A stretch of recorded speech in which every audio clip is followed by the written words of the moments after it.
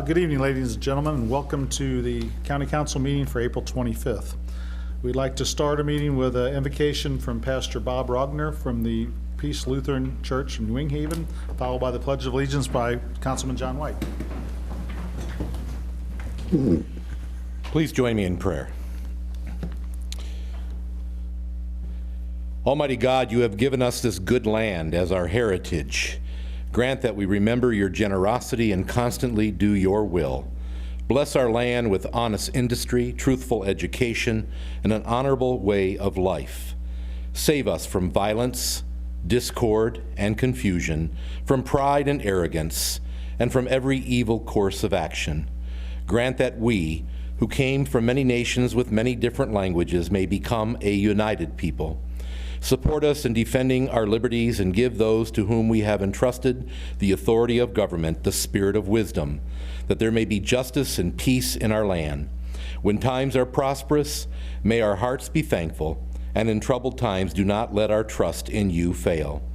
Graciously regard those who have been set in positions of authority among us, that guided by your Spirit, they may be high in purpose, wise in counsel, firm in good resolution, and unwavering in duty, that under them we may be governed quietly and peaceably. Through Jesus Christ our Lord. Amen. Amen.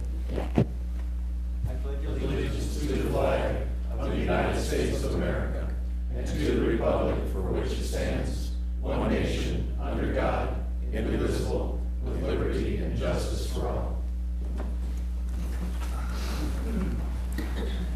Donna, would you please call the roll? Councilmember Joe Brazel. Councilmember Mike Elam. Here. Councilmember Dave Hammond. Here. Councilmember Joe Cronin. Here. Councilmember Terry Hollander. Here. Councilmember Mike Klinghammer. Here. Councilmember John White. Okay, now we're open the meeting up for public comments. Is there anyone here from the public that would like to talk? We ask you to drop off your name and address to the council secretaries. We listen for you to what your comments are for 3 minutes. Then we'll hear opposing comments, no more than 3 comments back and forth on each subject. So that being said, is there anyone who'd like to speak here on public comments?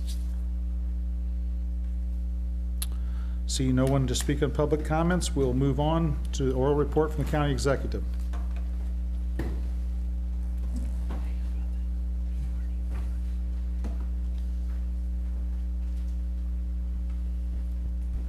Thank you, Mr. Chairman. Members of the council, I have a proclamation about Small Business Week and would also like to recognize a successful business in the community. The proclamation reads, whereas from storefront shops on historic Main Street to successful startups in the I-64 high-tech corridor, small businesses are the backbone of our community and the cornerstone of our economy. And whereas small businesses create nearly 2 out of 3 jobs in our national economy and count for approximately 75% of all businesses in St. Charles County. And whereas National Small Business Week has been proclaimed by every U.S. president since 1963 to highlight the programs and services available to entrepreneurs through the U.S. Small Business Administration and other government agencies. And whereas the spirit of entrepreneurship is alive and well in St. Charles County thanks to the energy and passion of local business owners in the institution and customers who support them. And whereas there has been an award-winning collaboration between entrepreneurs and the incubation, financing, and training services provided by the Economic Development Center of St. Charles County since its establishment in 1990. And whereas one of the successful small business growing and thriving in the EDC incubator is J. Bloom, a direct selling jewelry design company that originally started as the hobby of a Francis Howell school teacher. And whereas J. Bloom is now a family-run business with 12 local employees and over 550 designers, independent sales representatives around the country. And whereas it is essential for our community and our county to encourage small business growth, because it leads to a strong economy, job, income creation, and vibrant communities. Now therefore be it proclaimed that I, Steve Ellman, St. Charles County Executive, urge all residents, officials, groups, and businesses to join in recognizing J. Bloom, a small business success in St. Charles County, and hereby encourage all to support and take part in National Small Business Week from May 1 through May 7th, 2016. Okay. Scott, would you like to come up, tell us a little more about J. Bloom? Sure. And then I will give them the proclamation. All right. Well, Steve, you're a hard act to follow. Oh, okay. Yeah, I read pretty well. It's the award-winning. My third grade teacher would be proud. Well, we are coming up on National Small Business Week, and to honor that and recognize that in St. Charles County, talking with Steve Ellman and his executive folks, they wanted us to pick a local company. And so where better to look than the EDC Incubator and the things that they've been doing with small businesses since 1993, since their facility opened. And so J. Bloom, company owned and managed by Brett and Jennifer Buonacorsi, are here tonight. They're going to chat just briefly a little bit about their company. So if I can invite you to come forward.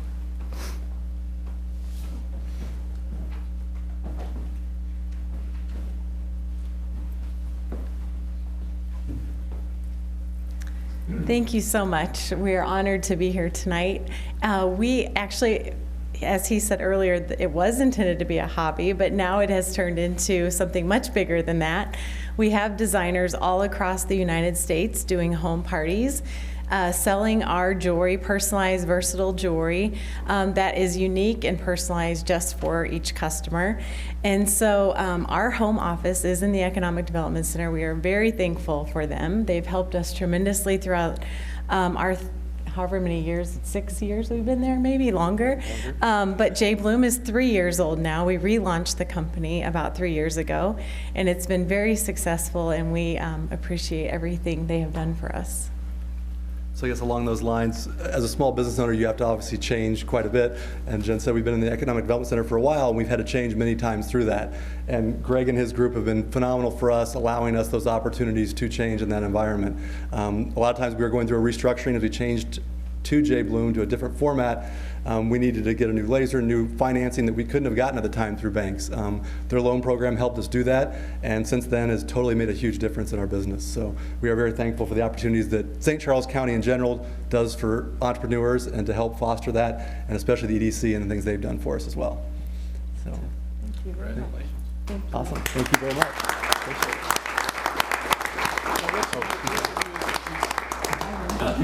Not me. Yeah.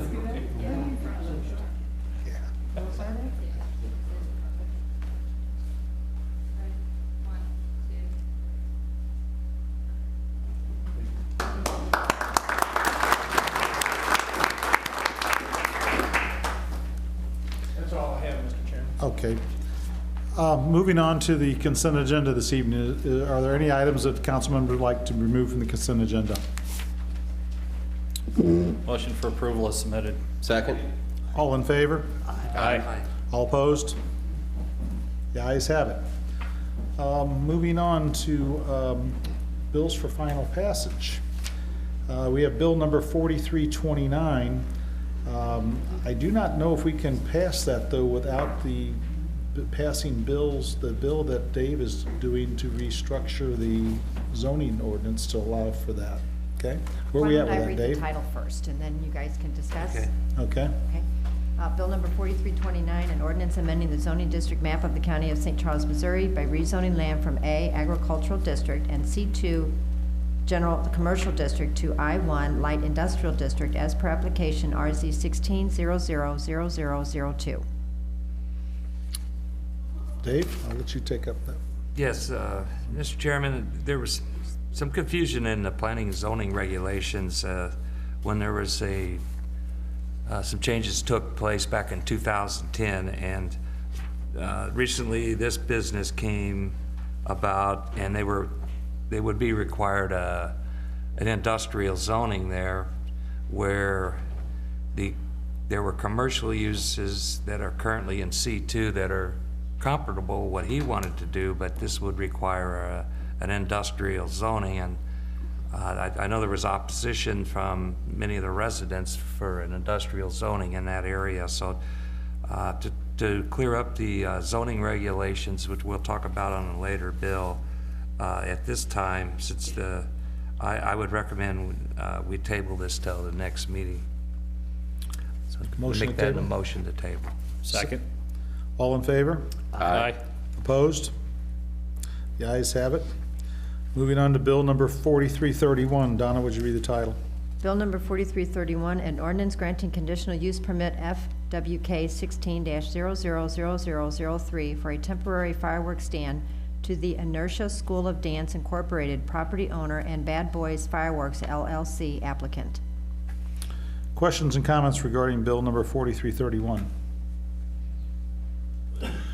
I have one on this one, if no one else has one. This is in Councilman Brazel's district, and he's not here this evening. I wondered if it might be possible, consider it a tabling this until Councilman Brazel can come back to the. Second. All in favor? Aye. Opposed? And the bill number 4331 is tabled. Moving on to bill number 4332. Bill number 4332, an ordinance authorizing the Pine Woods Drainage Improvement Project and the acquisition of parcels and easements as may be necessary to construct such project. Questions and comments regarding bill number 4332? Hearing none. An ordinance authorizing the Pine Woods Drainage Improvement Project and the acquisition of parcels and easements as may be necessary to construct such project. Councilmember Elam? Yes. Councilmember Hammond? Yes. Councilmember Cronin? Yes. Councilmember Hollander? Yes. Councilmember Klinghammer? Yes. Councilmember White? Bill number 4332 is approved. Moving on to bill number 4333. Bill number 4333, an ordinance amending the 2016 budget adopted as ordinance 15-117 by making a supplemental appropriation of the Election Services Fund in the amount of $83,560 and further amending the budget with a supplemental appropriation of the 2016 Road and Bridge Fund budget in the amount of $1,235,000.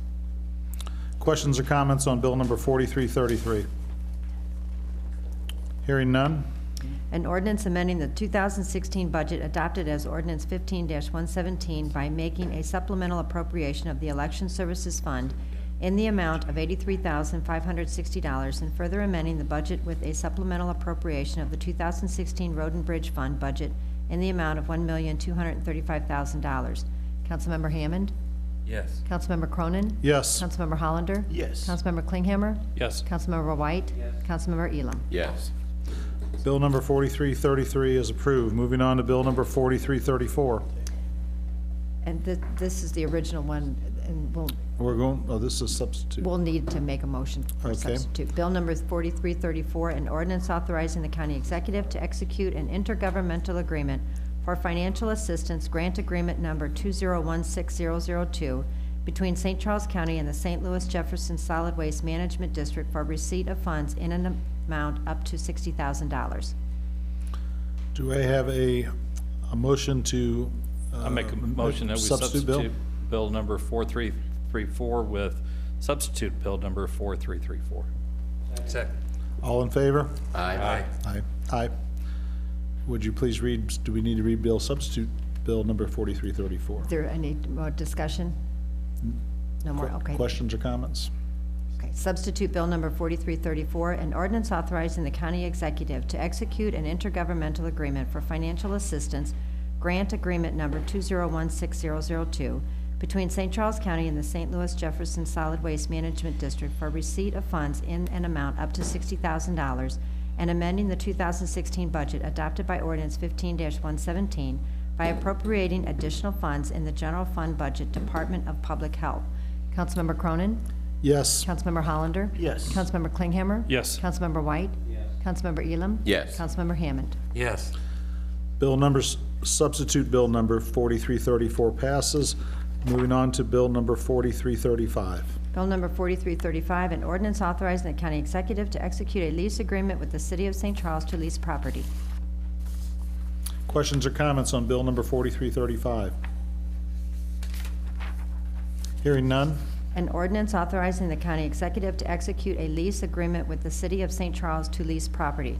Councilmember Hollander? Yes. Councilmember Klinghammer? Yes. Councilmember White? Yes. Councilmember Elam? Yes. Councilmember Hammond? Yes. Councilmember Cronin? Yes. Bill number 4335 passes. Even though this is off-cycle, I want to lead this in explanation. These are bills for introduction. We're experimenting here a little bit with trying to do some work off-cycle. So other council members, this isn't something we're going to do on a regular basis until we get to talk about it a little bit more. But we have 3 bills tonight that we'd like to introduce so we can move a little bit more efficiently in getting them done. The first one, I'm sorry? Before you go to the next order of business, I don't know that there's any hurry about it, but we just checked the minutes from the last meeting, and Councilman Brazel specifically said he didn't have a problem with that, and he supported that conditional use permit. And, you know, it's fine, whatever you want, if you want to wait till next time. I know that he said that, but that requires a supermajority, I believe, since planning and zoning voted it down. I did ask Donna if there was a problem with delaying that, and she said that she didn't think there was. So if someone wants to bring that back up, that's fine. I thought I remembered that, and we checked the minutes, and he said that then, but that's fine if you want to. I don't think since it's for the 4th of July, moving it to 2 weeks is going to impose a problem with those folks. Are you folks here? We're perfectly comfortable waiting for Councilman Brazel. Is that okay? Oh, it's okay. Okay, thank you, sir. Okay, you too. Okay, moving on to bills for introduction. Bill number 4336. Bill number 4336, requested by Simon Wong, sponsored by Joe Cronin, an ordinance repealing the current Chapter 126 in its entirety, enacting a new Chapter 126 ordinances of St. Charles County, Missouri, OSCCMO. Any questions or comments regarding bill number 4336? Hearing none? Bill number 4337, requested by Dave Hammond, sponsored by Dave Hammond, an ordinance amending sections 405.135, 405.170, and 405.175 ordinances of St. Charles County, Missouri, relating to permissive and conditional uses in C2, I1, and I2 zoning districts. Questions or comments on bill number 4337? Mr. Hammond? Basically, this was part of a reorganization of the zoning regulations to make them consistent within certain commercial districts and also industrial districts. And basically what it does, it gives the council more control by placing these uses under conditional use permits, which would better serve the county's needs and also the zoning, proposed zonings in the future for these permissive uses. I'd like to thank Councilman Hammond for working on this. This is actually in my district, and with the bill that Mr. Hammond worked on, we both make a business to stay viable and in business in that area, and the residents in that area happy. So it's a win-win for both the business that applied for the rezoning and the neighbors of that business. So thank you, Dave. Anybody else have any questions or comments on that bill? Okay, hearing no more, we'll go move on to bill number 4338. Bill number 4338, requested by Mike Klinghammer and Steve Ellman, sponsored by Mike Klinghammer, an ordinance repealing Chapter 135 Purchasing Policy and enacting a new Chapter 135 Purchasing Policy ordinances of St. Charles County, Missouri, OSCCMO. Questions or comments on bill number 4338? I want to take just a moment and thank Jennifer George for all the time that has gone into this. It started off with a relatively simple request, and the more that Jennifer and I got into it, the more inconsistencies and problems that we found with it had been kind of cobbled together over the years. There was a variety of language that was used in different parts, and we also found that different departments were using it or interpreting it in different ways. So Jennifer really put an awful lot of hours in she may have developed a gray hair to at the end of all this process, but I think it's something that will streamline it. It uses the same terminology throughout it so that it's easier to understand. And I do want to thank Jennifer again for the amount of time that she's put into it. It was something that needed to be cleaned up, and she did a great job with it. Okay. Anybody else have any comments or questions on bill number 4338? I requested that council members all received a red line version of this bill to see how it differs from the previous purchasing policy. And once everyone has the time to read that, we may call a work session prior to the next meeting to discuss this before moving it forward, depending on whether the other council members have questions, okay? In the meantime, I would encourage council members to forward any questions you have to Jennifer between now and the next 2 weeks.